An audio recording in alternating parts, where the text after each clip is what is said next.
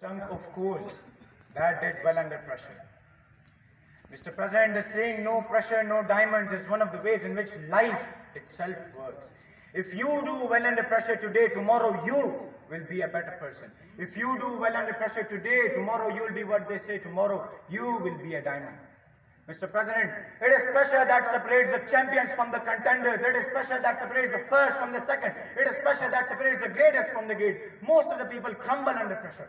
All we need to do is just stay calm under pressure and not give up. Most of us here, alhamdulillah, are born Muslims. We were gifted with the religion Islam. Now, there is actually a very interesting background of how and why we are being gifted with the religion Islam. Going back through times, I see the Prophet Muhammad sallallahu alaihi wasallam in pressure. I see him in pain. I see him having a very hard time. But I also see him while preaching Islam, keeping his head straight, not giving up. You do not sink by falling into the ocean. No, you sink. When you stay there, you sink when you don't swim back. How is Islam so much prosperous today? Indeed, it was Allah subhanahu wa ta'ala's will and the diamond which was created by the Prophet Muhammad sallallahu alaihi wasallam doing well in the moments of pressure. Michael Jordan, who is one of the most greatest basketball players of all time, says in one of his interviews that for me to become the most greatest basketball players of all time, I had to miss about 9,000 shots. Gentlemen, hear me out. Not 1, 2, 3 or 5, 6, 7 or 8, but a total of 9,000 shots. This again is an explanation and an example of the importance and the reality of the statement that without pressure, there would be no diamonds. Don't rush the process, trust the process. And remember, if it were easy, then everybody would do it. Even if it's the worst case scenario, gentlemen, you are still alive. The following are true stories. May 26, 2003, Aaron Ralston was hiking. A boulder fell on his right hand. He waited 4 days and nothing happened. Then he amputated his own arm with his own pocket knife.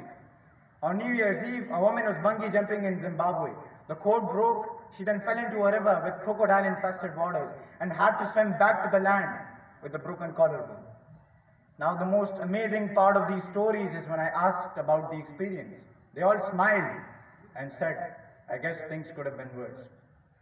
When your day is a museum of disappointment hanging from events that are outside of your control, when you find yourself flailing in an ocean of fire, this happening to me, when you feel like Allah is only taking care of you when you're on your phone, when you get punched in the esophagus by a fistful of light, remember that you will survive, remember that you are still here, remember that we are never ever given anything we cannot handle. When the world crumbles around you, you have to look at the wreckage and then build a new one out of all the pieces that are still here. Remember that you are still here. You are alive, so then act like it.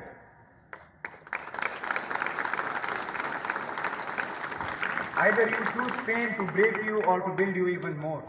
The choice is yours.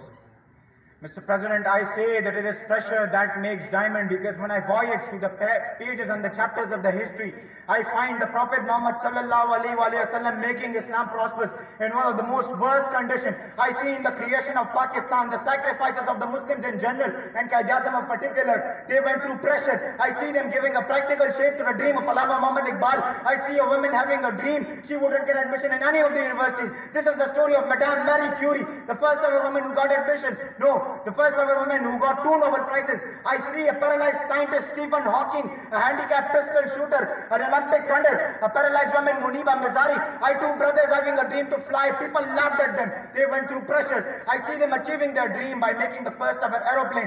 I see Thomas Edison succeed in making a light bulb after failing 10,000 times. I see Dr. Abdul Qadir Khan making this nation a nuclear power by going through the international pressure. Yes, Mr. President, the chapters are countless, the pages are numberless, but the result is the same, that it is pressure that makes diamonds. And then my Allah says in the Holy Quran that indeed after every hard time, there comes easiness. This again proves the reality and importance of the statement, no pressure, no diamonds. Jazakallah.